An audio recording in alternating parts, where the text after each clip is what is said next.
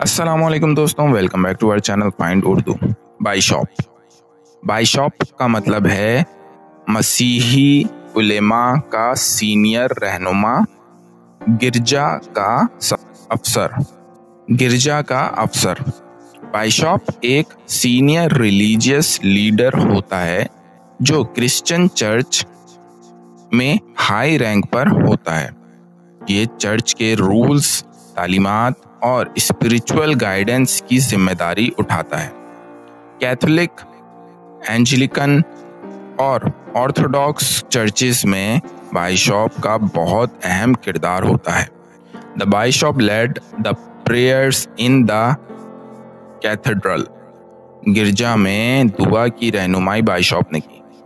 तो दोस्तों, बाइशॉप का मतलब है क्रिश्चियन चर्च का सीनियर लीडर जो रिलीजियस ड्यूटीज और लीडरशिप संभालता है। उम्मीद है आपको बाइशॉप का मतलब समझ में आ गया होगा। मिलते हैं नेक्स्ट वीडियो में। शुक्रिया।